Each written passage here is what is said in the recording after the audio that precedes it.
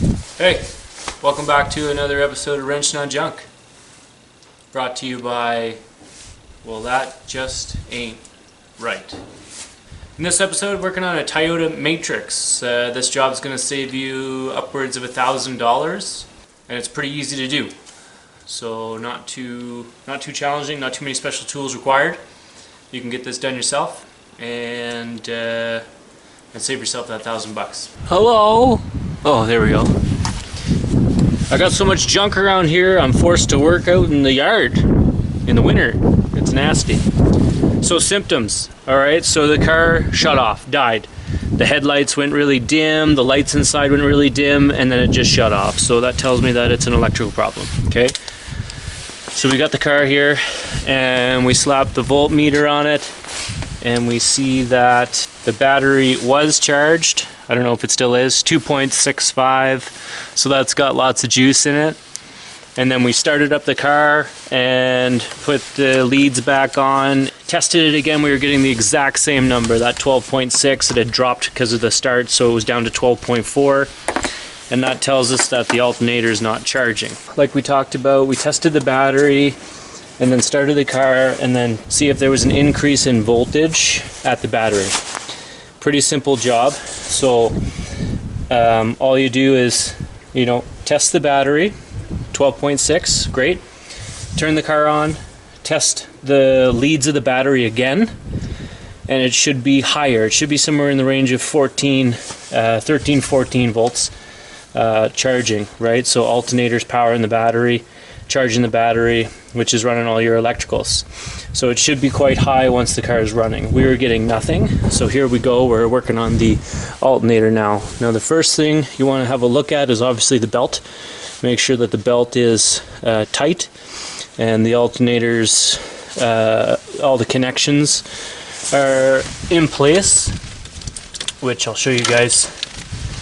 Here there's two connections. There's this one, it's a 4-pin, plugs in there, and then there's ground, which grounds here. And then we want to test that the alternator itself is grounding. And that's, again, pretty simple with the voltmeter. Go to your ohms, go between the negative lead of the battery and the alternator, and you should be getting 0. So there you go, alternator's grounding out. So that's good. You want to see 0. You want to see that it's grounded. Alright, so that's pretty much the basic test for your electrical system, and that leads us to believe that the alternator is gone. Okay, so there's a few options here. A new alternator for this vehicle, we priced it brand new, $930. Okay, have it towed to a shop and say, yeah, the battery's died. They'll look at it, they'll say alternator, they'll say new alternator, $930 for the alternator, plus labor, plus shop fees, plus taxes. Taxes on $930, well, I mean, depends on where you live, but you're looking at 10-15% probably. So an extra $100 in taxes, right? Now you call around a couple of auto parts stores, you can buy these refurbished for $350, but call around if that's the route you're gonna go. I called 2 shops in town. One was $350, another one was $430. $80 difference, right? That's huge money. It's a lot of cases of beer. Okay, what I ended up doing, and what you can do too, is call a electrical repair shop and find somewhere that rebuilds these. So I took this out, brought it to an electrical place. They replaced the diodes in it, which is what went, and it cost $160. So there you go. I went from buying a refurbished one for $350 to getting it refurbished, essentially. So there you go, done, job done. And I paid $160 to have that done, and there you go. So even if I went the cheap route and got the $350 one, you're still saving $200 or $190, whatever. But lots of money. But these are very easy to pull out, okay? There's one bolt. Can you see it way down in there? This shiny bolt here, okay? That holds it in place. And then there's this one here that bolts to here, and this is what puts tension on your belt. Okay, I didn't get any video of me pulling this out because I wanted to get it out quickly and bring it into town and get it fixed up. This bolt down in here is a 14 mil. Yeah, so this bolt's a 14 mil. And I can get a, quarter turn on it.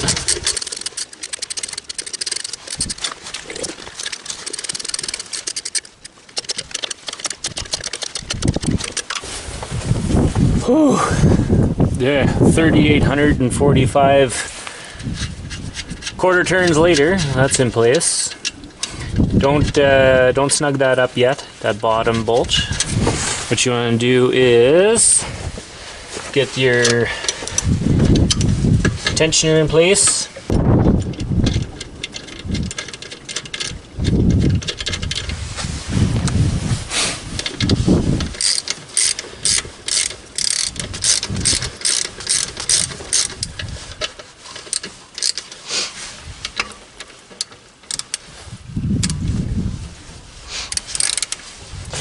So one thing I didn't mention is snug all these up.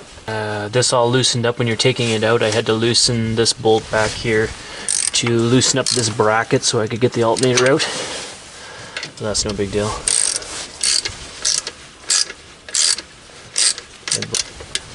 Alright, so before you take off your alternator, feel the tension on your belt. There's a measurement on them, how far you should be able to deflect it. But if you just push on it and feel how far it sags when you push on it, just tighten up your alternator so that it's the same when you put the new one back on. Make sure everything's nice and tight.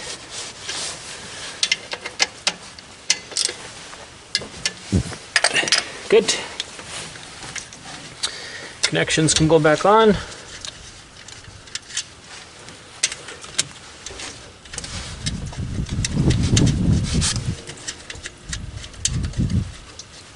One thing I didn't realize was that if I were to start this with like a dead battery, it's really hard on the alternator. When I picked it up from the shop, they said, yeah, if you try and just start this with a dead battery, it could take 5,000 kilometers off of this alternator, which is pretty significant. So once you get your new alternator on, put the trickle charger on your battery and charge it up to full, and then start up the car so it's not so hard on the alternator. Last thing to do is put the motor cover back into place. Very simple. Put our guards on. I'm going to charge up that battery and then reconnect that negative post and then start it up and make sure everything's working right, but should be good to go. There you can see here with the alternator working properly.